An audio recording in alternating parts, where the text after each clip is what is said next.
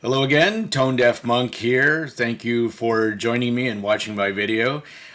Today I would like to give you my final thoughts for the TRI StarRiver. On this one, I'm sure glad that I did the unboxing and the quick impressions because it was a very difficult one to review. For me, it is not my preferred tuning. I like my big booty bass and I like it warmer, and I do love my vocals. And that's why this IEM for me was so hard to review, and it was polarizing, and I needed to keep taking breaks and get my headspace back. So, with that, I gave it more burn-in time, and I did, the tip rolling and all that happy jazz just to get it to me sources too. I threw it on the AKM Gishelli because that's the warmest combination I have. And I came to some interesting conclusions. And today I won't go track by track impressions. I did a written review. It's posted up on my HeadFi, my Facebook, and our review group thread on Hi-Fi Guides. So take a look at it there, and that's more of an in-depth read. This, I just kind of wanted to do my impressions of what I heard and give you an overall sense of what this IEM is really about. Like I said, it's not my preferred tuning, but I given it some mindful thought, and I totally understand where this IEM is coming from. And I will straight up say, bass heads, you can click off this now. I'll save you some time. Treble heads, keep listening.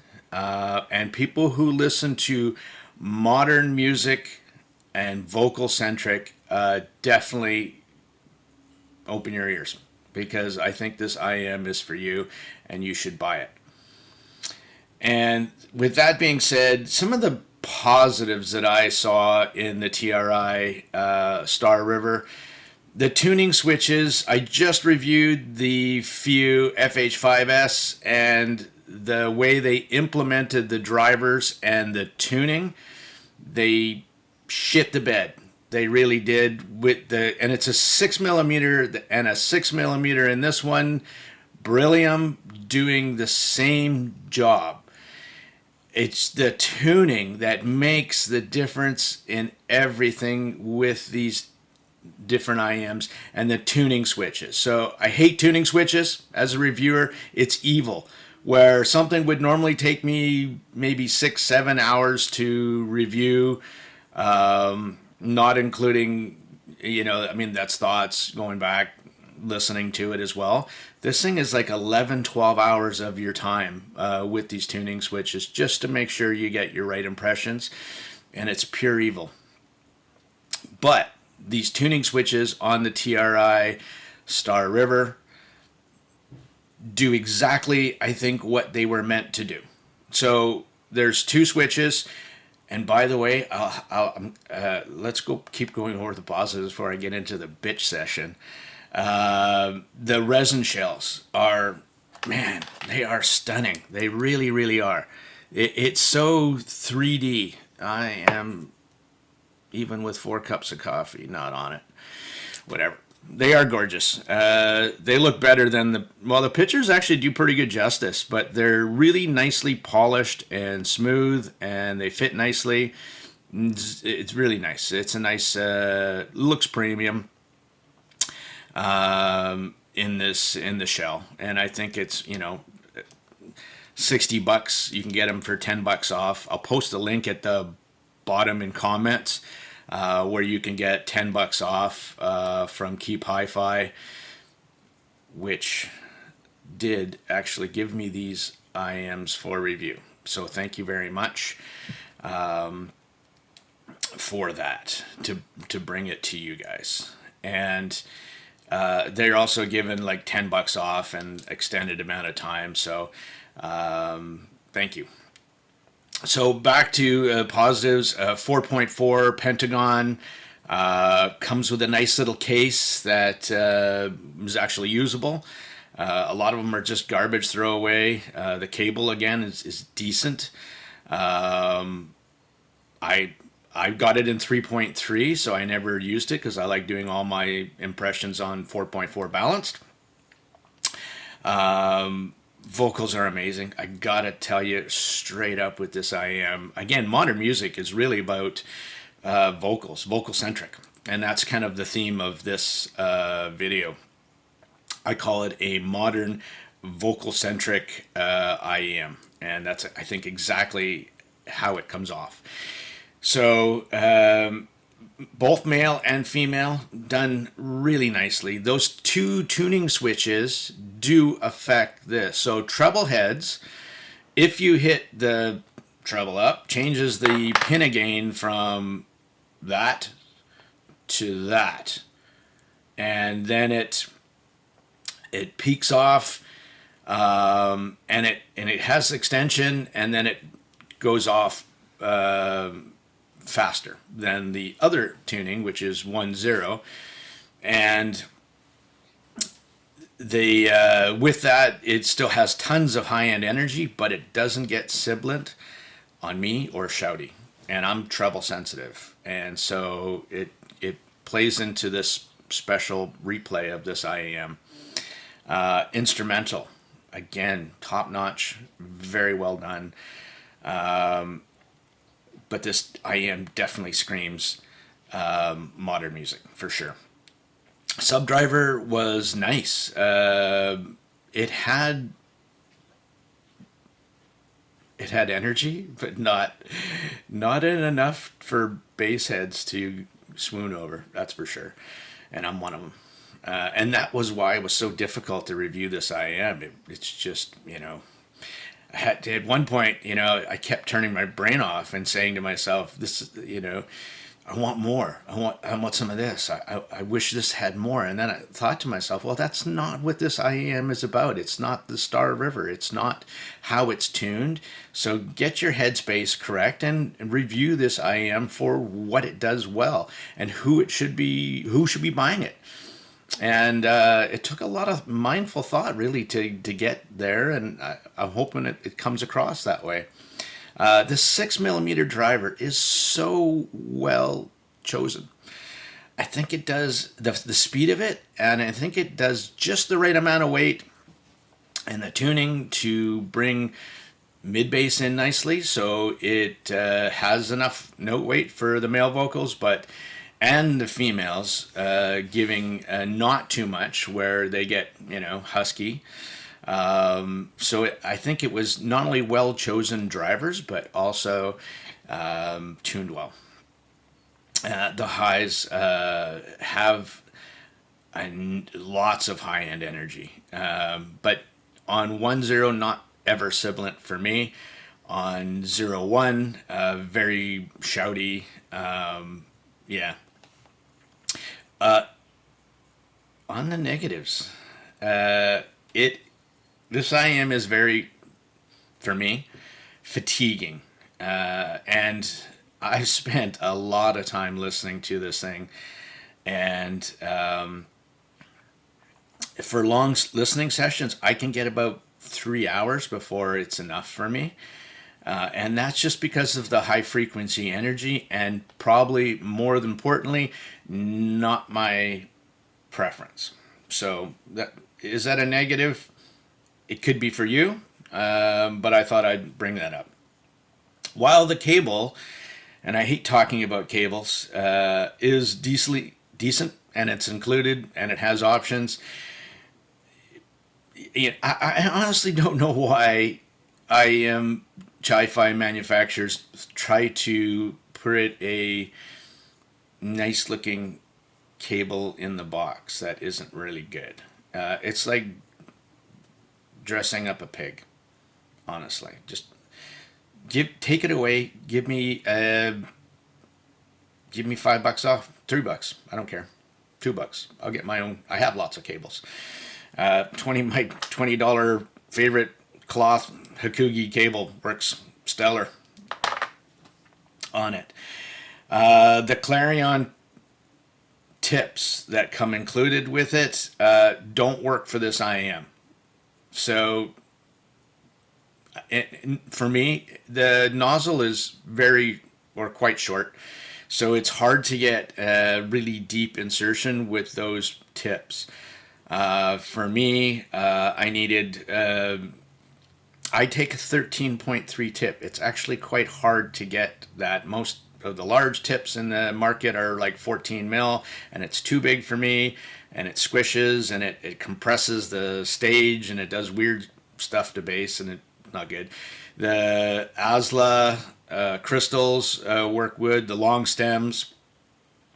In this case, I use the JVC FX9 spiral dots. I really like the combo, the synergy of what it did. And again, those are really vocal-centric tips and just brought out the best of the StarRiver. I found at low volume listening levels, it didn't come alive. The StarRiver just was meh. And it needed to get more volume in order to get going. And then once it did, it was great. But again, it wouldn't be like a chill IM. You could just have it on low volumes, and it has enough, it just doesn't have enough bottom end to balance out. So all you really hear is the high end, and you don't get the low end. And so it's not a great IM for listening at low volumes. I know online, if you research and they're advertising, it tells you a little bit about these two tuning switches and what they do, and it's really confusing. One says pop, one says, it sort of makes sense, but it doesn't make sense with this. So there's in the packaging, it has this little card, and I thought, okay, cool. On the back, it's going to be, where you put notice of what the switches do, that the same thing that you see advertising. It's like, no. So then I opened up the instruction manual, and I looked through all of it. It tells you about burn-in, but there's absolutely nothing in here that tells you about the tuning switches. That's just a major oversight, in my opinion. With reading reviews and listening to reviews and watching, you'll get a good sense of it. There's only two, thank goodness for that. But yeah, major bitch on that. Techie stuff, again, I went over two drivers, 10 mil, 6 mil, beryllium coated, chosen well, does a great job. I'm not going to go over my musical library, and I'm just going to read the conclusion that I came up with, because I think that, and if you want to go track by track, again, please read my review, and it'll give you more of a thing. I had to keep reminding myself about my personal bias for tuning. And I love my female vocals. I had to come back to it, listen to it, come back, put it away. And an example of this really polarization for me was listening to Ironic from Alanis Morissette. And I was saying to myself, I wrote, sometimes I wish the StarRiver had more sub bass, horsepower, up to 120 hertz. But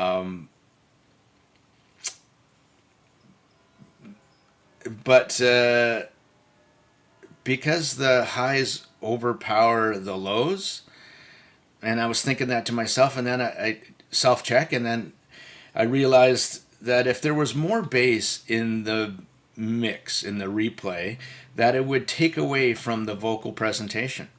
And then it kind of just all realized that for modern music, it's all about vocal-centric. It really is. Um, Stages, again, I like big, wide, deep stage. And I said to myself, I wish it had more. Um, and then if you had more, if you had a bigger stage, a deeper stage, a higher stage, it again it would still pull you away from the silky vocals. And so I'm not mad at the stage. It is what it is. It's very, I think, intimate. It is in your headspace, and kind of in front of you. So a lot of it feels like you're sitting front row, and you're dead center, and the singers are about 10 feet in front of you. So it's not massively deep. You don't get in Metallica live from the S&M, some IMs like the Seni, the IE200 has this huge space. You can feel the size of the venue. Tom Cochrane, Avenue A, again, another symphony live recording. It didn't have it. But what you did get was you just were beamed in on the vocals. And it was very enjoyable for that replay. So the stage is average all the way around. There's nothing to really complain about. If anything, I just say that the stage works to the benefit of the overall tuning and replay of the StarRiver, and it does a good job for that. Dynamics, micro and macro dynamics. They don't play. They don't. This IM doesn't do a spectacular job in the differences of volumes inside of a certain passage of a track, and the overall track didn't have these Flim and the BBs tricycle, dun, dun, dun, dun, dun, dun, dun, dun. And if you haven't read my reviews and tried out this track, it's very funky, so it's very dynamic. Turn it up loud, and this hit that comes in, I think at like 28 seconds, is spectacular. And the StarRiver didn't do it. And it's again, the StarRiver or any IM would need a greater amount of sub bass and lower bass to make this a very dynamic track with lots of energy, and it doesn't do that. So it's not an all-rounder for sure, and that's okay. Again, it's not meant for that. The whole tuning of the StarRiver, I'm going to use this word a lot because I think it really pertains to this, are vocal-centric. Vocals are predominantly in the mix. It has bass energy in there, but not enough to distract you. And same as the instrumental. Great, like it's beautiful, the replay, but not in a way to suck you away from what's happening right in front of you and the vocals.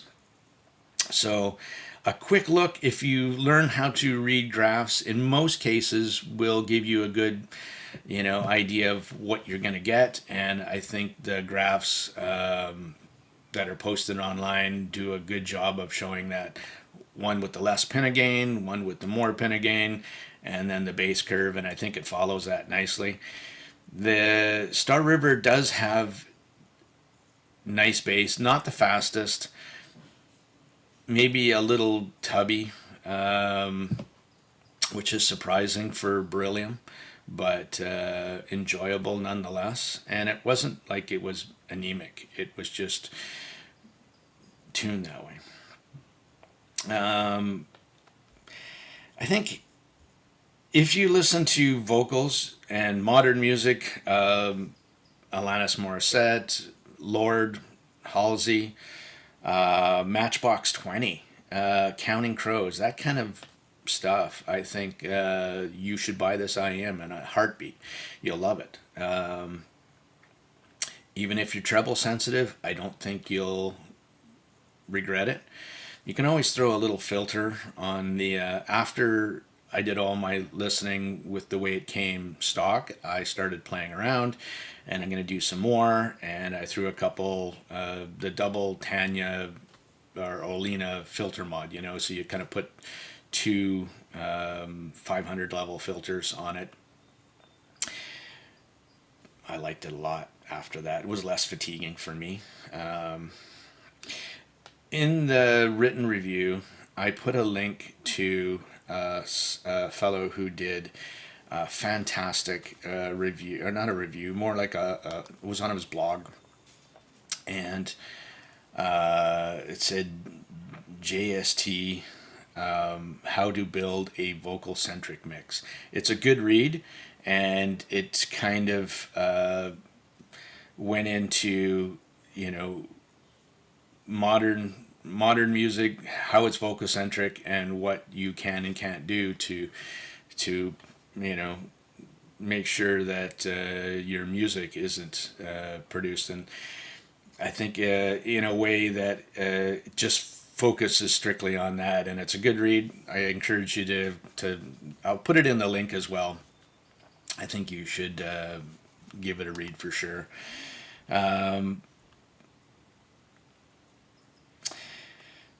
Male vocals, female vocals, I loved. There wasn't a time where I felt that I wanted more or it didn't sound natural. Even male vocals I thought were enough. Were they incredibly small amount, wishing for it had a little bit more note weight? I think I still would, to make it perfect male vocals. But for females, on every track that I listened to, I liked it very, very much. I think that's really it for me to sum up the StarRiver vocal-centric modern music spectacular. I am. That's what you're going to get. And if if that's something you're looking for, you will very much enjoy this IAM, as I have. And I think again, it's at a great price. And I love how in 2023, what you're getting for value and tuning is excellent. A double dynamic driver that's tuned well. So bravo, TRI. I think you did a great job, and I think this will do well. So thank you for watching my channel. I love you guys. Tone Duff Mug out.